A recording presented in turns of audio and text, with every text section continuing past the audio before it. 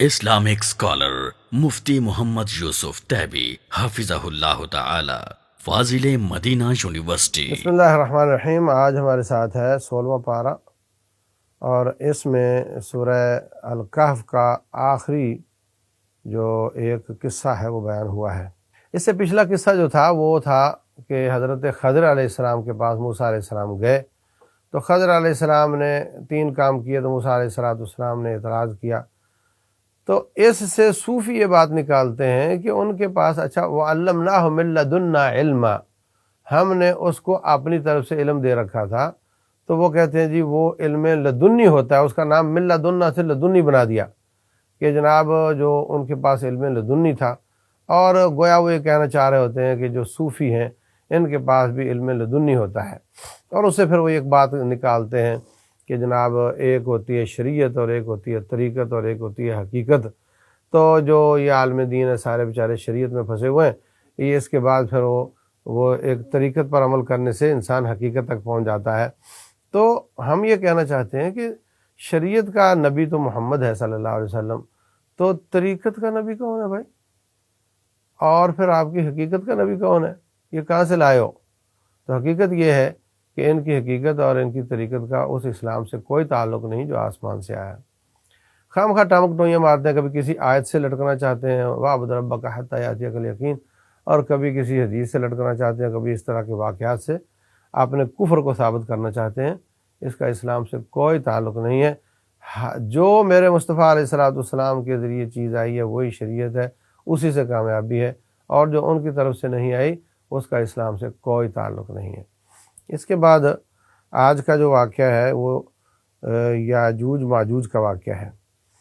تو یاجوج ماجوج اللہ تعالیٰ نے پیدا کی ہے، آدم علیہ السلام کی اولاد سے ہیں، اور یہ بڑی دلچسپ بات ہے کہ وہ بہت زیادہ تعداد میں ہے۔ اتنی تعداد ہے کہ جب اللہ ان کو چھوڑے گا حتیٰ اذا فتح یاجوج و ماجوج وہم من کل حدب ینسلون، ایک وقت آئے گا ان کو چھوڑ دیا جائے گا، تو وہ کسی سمندر کے پاس سے گزریں گے اور بعد والے لوگ کہیں گے کہ نشان بتا رہے ہیں پتھروں کے کہ یہاں کبھی پانی ہوتا تھا۔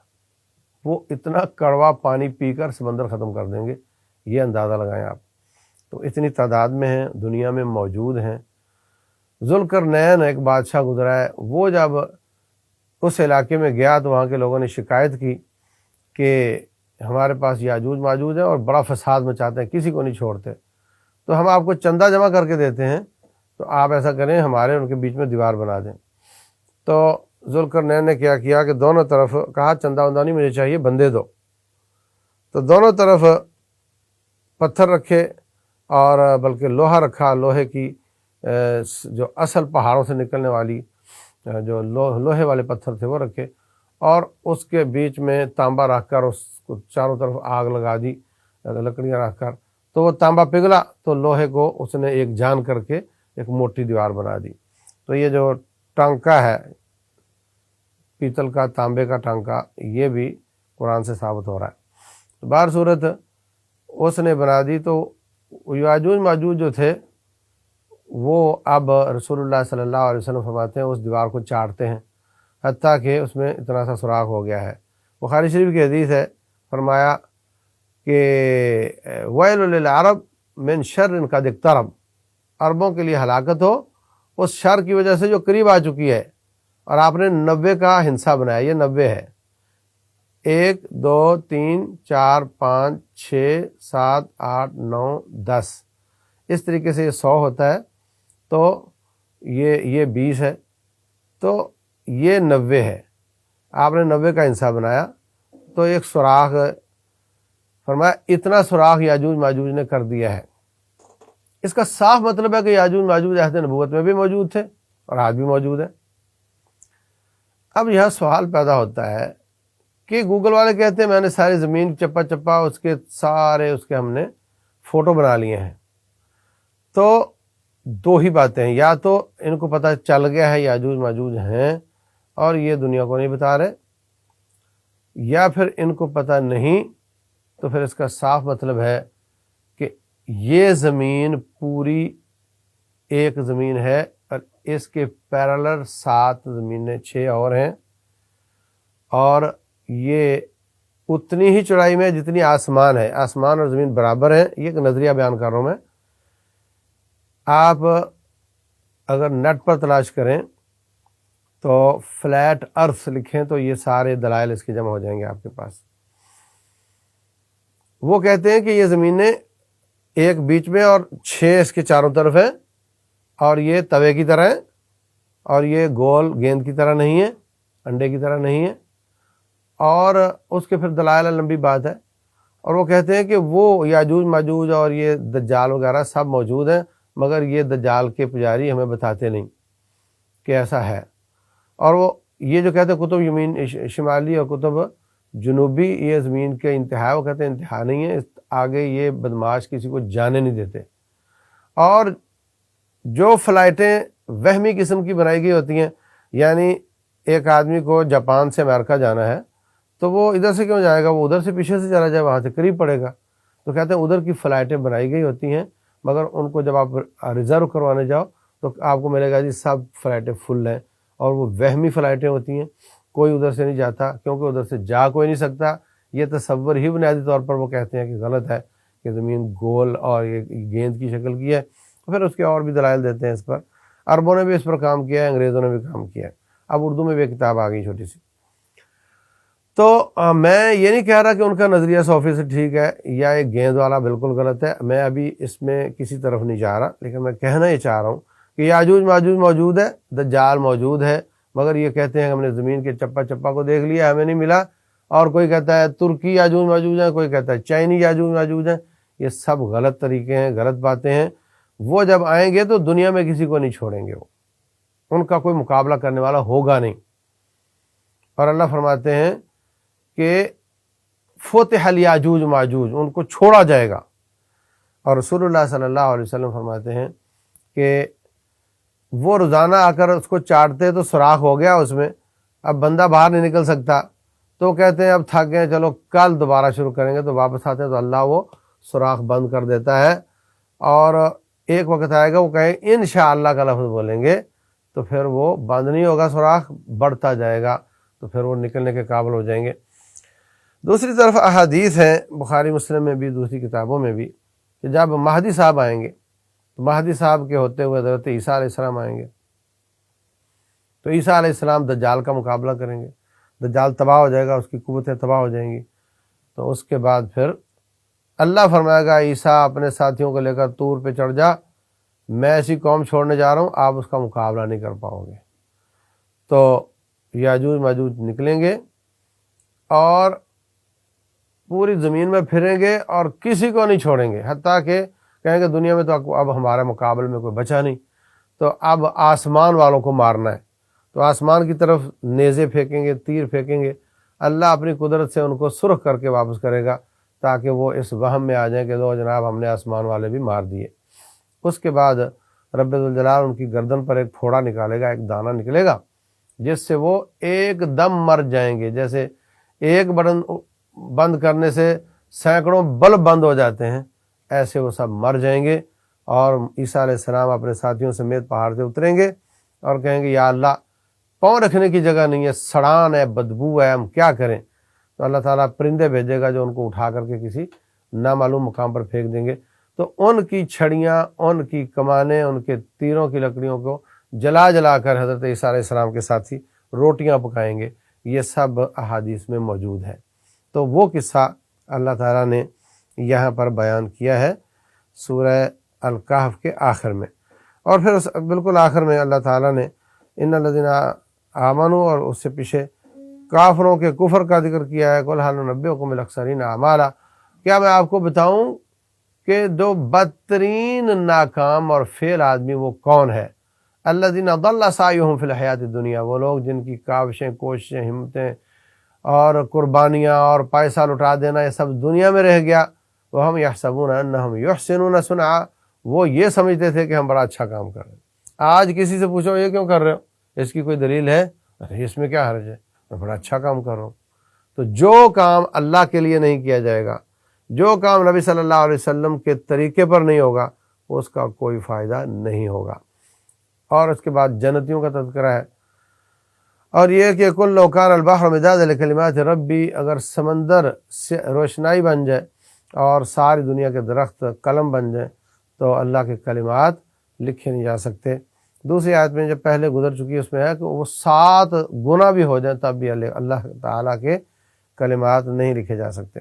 آخری آیت میں اللہ فرماتے ہیں اے نبی علیہ السلام ان سے کہہ دو میں تو تم جیسا انسان ہوں اور میری طرف وحی کی جاتی ہے۔ تو جو شخص اللہ سے ملاقات چاہتا ہے وہ نیک کام کرے اور شرک نہ کرے۔ نیک وہ ہوتا ہے جو اللہ کے رسول صلی اللہ علیہ وسلم نے بتایا ہو، تو عبادت صرف اللہ کی اور طاعت رسول اللہ صلی اللہ علیہ وسلم کی، یہ منہج ہے کامیابی کا۔ اس کے بعد جناب ہمارے ساتھ ہے سورہ مریم، اور آپ دیکھیں یہ مکی صورت ہے، اس میں حضرت یحییٰ، حضرت عیسیٰ اور حضرت مریم علیہ السلام کا قصہ بیان ہوا ہے۔ آپ اندازہ لگائیں کہ اسلام میں مریم کی نام کی صورت تو ہے اور نبی صلی اللہ علیہ وسلم کی والدہ یا آپ کی بیویوں میں کسی کے نام کی صورت نہیں، آپ کی بیٹیوں کے نام کی کوئی صورت نہیں۔ تو یہ اسلام ہے کیونکہ نبی صلی اللہ علیہ وسلم کی مرضی سے نہیں بلکہ اللہ تعالیٰ کی مرضی سے اسلام نازل ہوا ہے۔ تو اس نے جیسے کیا، ایسا نہیں کہ میں بھی اپنا کوئی نہ کوئی نام لگا دوں اس میں۔ نبی صلی اللہ علیہ وسلم امین ہیں اور جو اللہ نے بیان کیا اسی کو انہوں نے نیچے لوگوں تک پہنچایا ہے۔ یہ صورت ہجرت حبشہ سے پہلے نازل ہوئی اور اس میں عیسائیوں کے عقائد اور ابراہیم علیہ السلام کا قصہ وغیرہ بیان ہوئے ہیں۔ شروع میں حضرت زکریا علیہ السلام کا تذکرہ ہے، بوڑھے ہو گئے، اللہ سے دعا کی ہب لی من لدنک ولیہ، یا اللہ مجھے بیٹا دے دے۔ اللہ تعالیٰ نے فرمایا چلے میں دیتا ہوں۔ کہنے لگے کیسے، میں تو بوڑھا ہو چکا، میری بیوی بانجھ ہو چکی۔ تو اس کا مطلب یہ کہ آپ نہیں مانگا، تب سے مانگ رہے ہوں گے، لیکن اللہ چاہے تو نبیوں کی دعا بھی رد کر دے۔ یہ کہنا کہ فلاں شخص ہے وہ کرنے والا ہے اور اس کی کوئی دعا رد نہیں ہوتی، غلط بات ہے۔ اللہ تبارک و تعالیٰ چاہے تو انبیاء کی نہ مانے اور چاہے تو مان لے، عام آدمی کی بھی مان لے، وہ بادشاہ ہے۔ تو کہا کہ ہم تیری بیوی کو کی بھی اصلاح کر دیں گے اور تمہیں بیٹا عطا کر دیں گے۔ تو ان کو اللہ نے بیٹا عطا کر دیا، ان کا نام یحییٰ تھا، اور والدین کی عزت کرنے والے اور بدبخت نہیں تھے۔ اس کے بعد قصہ ہے حضرت مریم علیہ السلام کا۔ ان کے پاس فرشتہ آیا، کہنے لگی میں اللہ کی پناہ مانگتی ہوں، تو میرے پاس کیوں آیا ہے؟ کہنے لگا میں تو اللہ کا بھیجا ہوا آیا ہوں تاکہ آپ کو بچہ عنایت کیا جائے۔ کہنے لگی مجھے بچہ کیسے ہو سکتا ہے، میری تو شادی نہیں ہوئی۔ کہا یہ تو اللہ کا فیصلہ ہے اور یہ ہو کر رہے گا۔ تو انہوں نے ان میں پھونک ماری فرشتے نے، جس سے ان کو حمل ٹھہر گیا، اور اس کے بعد اللہ نے حمل جب ظاہر ہوا تو کہنے لگی کاش میں آج کا دن نہ دیکھتی اور مر چکی ہوتی، یہ میں کیا جواب دوں گی اپنی قوم کو۔ تو آواز آئی نیچے سے کہ آپ ایسا کریں، یہ جو کھجور ہے اس کی کھجوریں کھائیں، اور یہ اللہ نے آپ کو چشمہ دے دیا، یہ پانی پئیں، اور اگر آپ سے کوئی بات کرے کہ یہ کیا ہے، بچہ کیسے ہو گیا اور تیری تو شادی نہیں ہوئی، تو کہنا کہ میرا تو روزہ ہے، چپ کا روزہ ہے، میں تو بات نہیں کروں گی۔ تو ایسا ہی ہوا، قوم کے پاس لے کر آئی، انہوں نے ایسی باتیں کی، کہنے لگی لقد جئت شیئا فریہ، یہ تو بہت بہت غلط ہو گیا، نہ تیرا باپ بدکار تھا اور نہ تیری ماں، تو تیرے ساتھ ایسے کیوں ہوا؟ تو ایسے ثابت ہوتا ہے کہ ماں باپ کے گناہ بچوں میں اس کا بدلہ بچوں سے ہو جاتا ہے۔ جو اللہ محفوظ رکھے کسی کی عزت سے کھیلتا ہے، اس کی عزت سے پھر لوگ کھیلتے ہیں۔ اس کو مکافات عمل کہتے ہیں، اور اس آیت سے اس کو دلیل لی جاتی ہے۔ تو حضرت مریم علیہ السلام خاموش رہیں، تو حضرت عیسیٰ علیہ السلام بول پڑے، انی عبد اللہ، میں اللہ کا بندہ ہوں، مجھے اللہ نے کتاب دی ہے، آتانی الکتاب وجعلنی نبیّا، مجھے اللہ نے نبی بنایا ہے بچپن سے ہی۔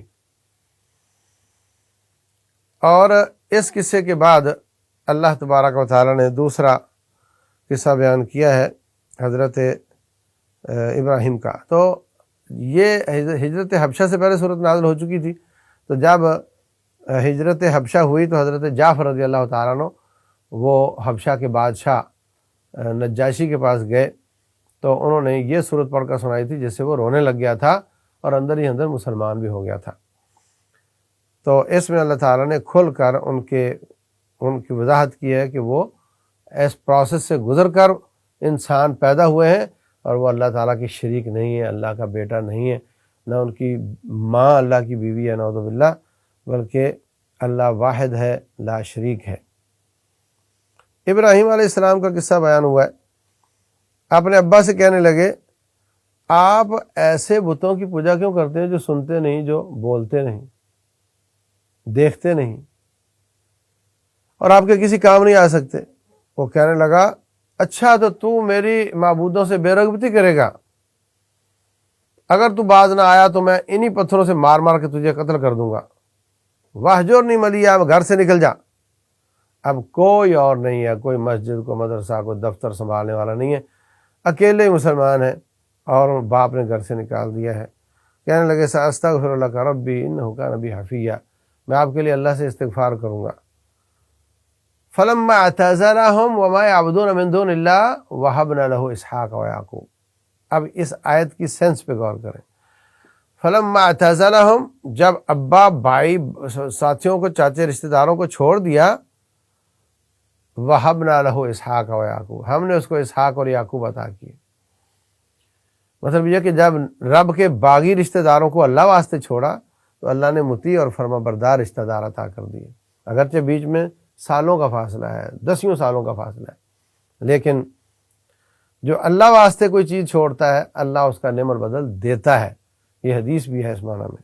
اس کے بعد تھوڑا موسیٰ اور عیسیٰ علیہ السلام کا، یہ حضرت عیسیٰ علیہ السلام کی پیدائش کا قصہ جو تھا وہ 16 سے 40 تک تھا، اور یحییٰ علیہ السلام والا 1 سے 15 تک تھا۔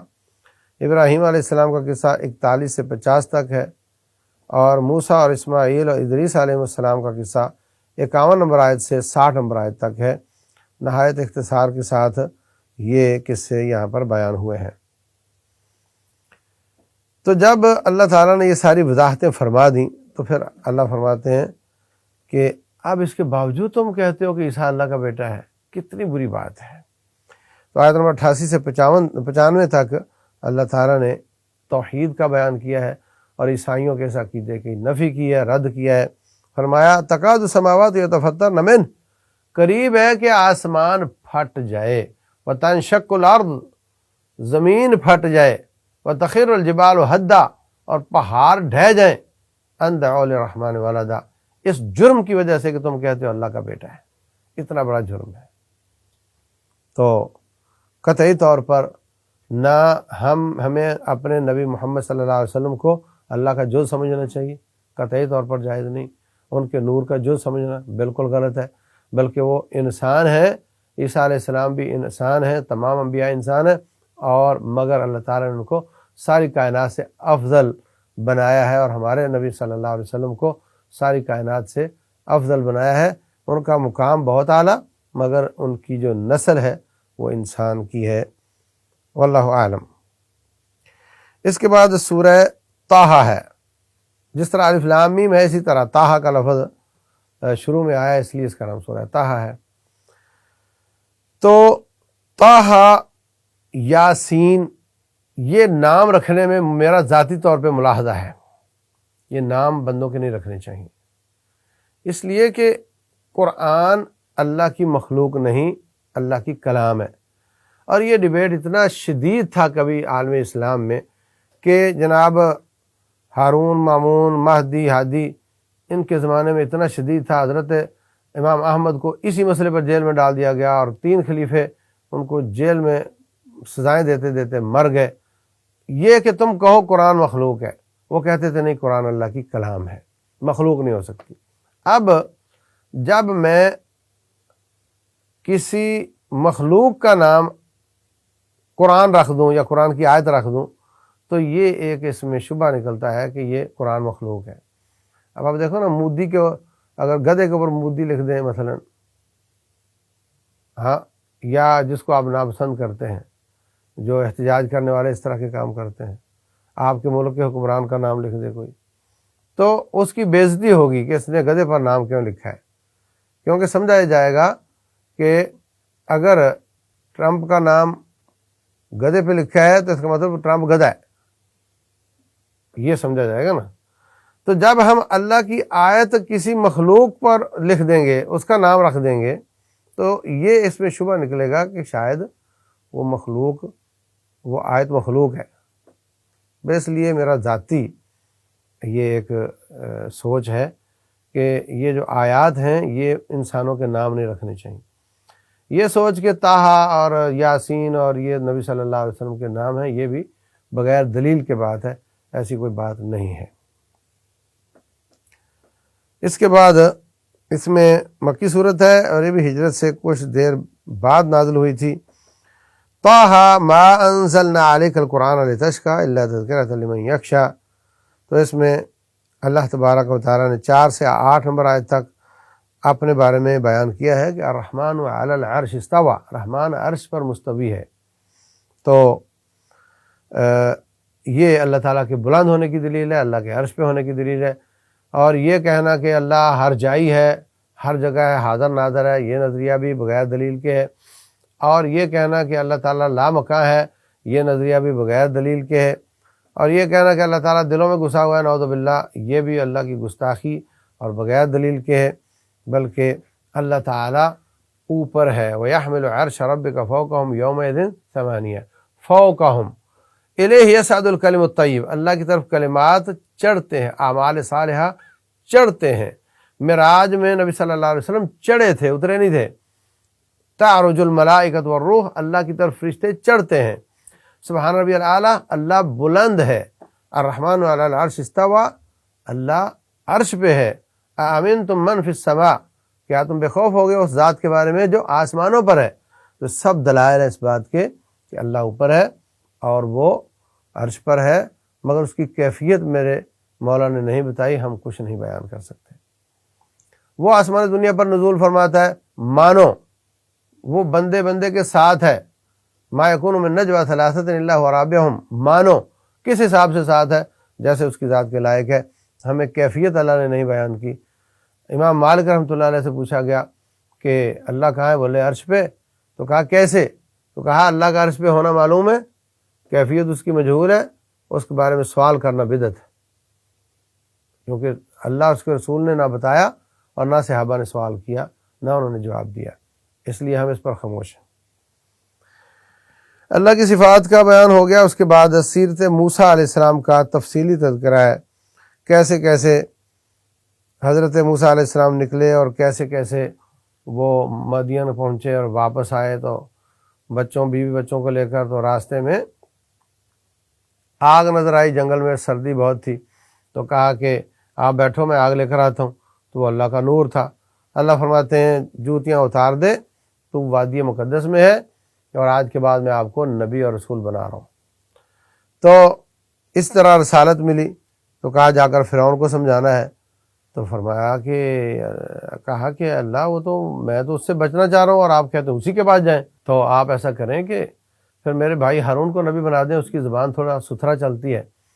تو کہا ٹھیک ہے، اس کو بھی بناتے ہیں۔